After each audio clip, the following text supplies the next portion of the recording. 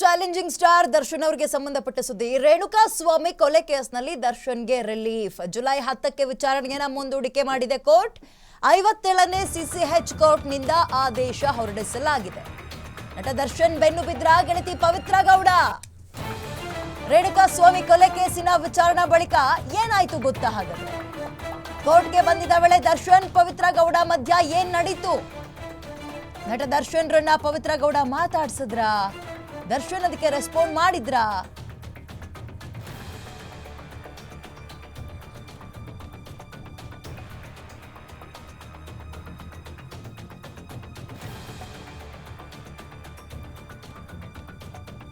Guarantee ನ್ಯೂಸ್ನಲ್ಲಿ ನಟ challenging star ದರ್ಶನ್ಗೆ ಸಂಬಂಧಪಟ್ಟ ಸ್ಫೋಟಕ ಸುದ್ದಿ ನೋಡೋಣ.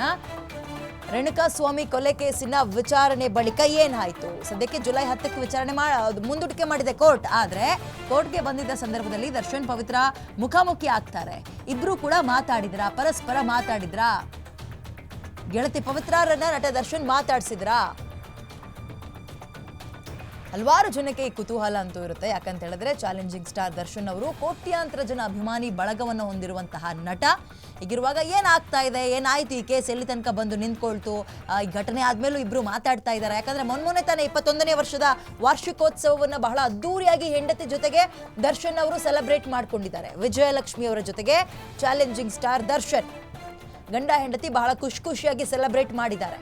ಇದಾಗ್ತಾ ಇದ್ದಂತೆ ಇವತ್ತು ಕೋರ್ಟ್ನಲ್ಲಿ ವಿಚಾರಣೆ ಇತ್ತು ಬೇಲ್ಗೆ ಸಂಬಂಧಪಟ್ಟಂತೆ. ಎಲ್ಲರೂ ಬರಬೇಕಲ್ಲ, ಹಾಗೆ ದರ್ಶನ್ ಅವರು ಬಂದಿದ್ದಾರೆ. ಅವರ ಸ್ನೇಹಿತೆ ಪವಿತ್ರ ಗೌಡ ಕೂಡ ಬಂದಿದ್ರು.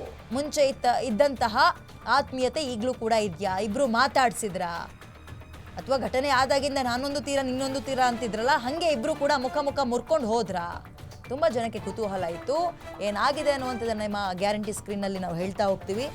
ಮಳೆಯಲ್ಲಿ ಜೊತೆಯಲ್ಲಿ ಇಬ್ರು ಕೂಡ ಒಂದಾದ್ರ?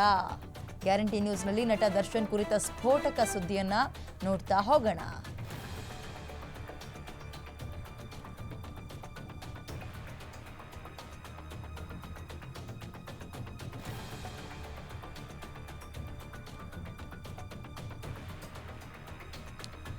ಕುತೂಹಲ ಅಂತೂ ತುಂಬಾ ಜನಕ್ಕಿರುತ್ತೆ. ಯಾಕಂತ ಹೇಳಿದ್ರೆ ಈ ರೀತಿಯ ಜಡ್ಜ್ಮೆಂಟ್ ಇದೆ ಅಂದ್ರೆ, ಒಂದು ವಿಚಾರಣೆ ಇದ್ದಾಗ ಆ ಕೇಸ್ಗೆ ಸಂಬಂಧಪಟ್ಟ ಎಲ್ಲ ಆರೋಪಿಗಳು ಕೂಡ ಹಾಜರಾಗ್ತಾರೆ.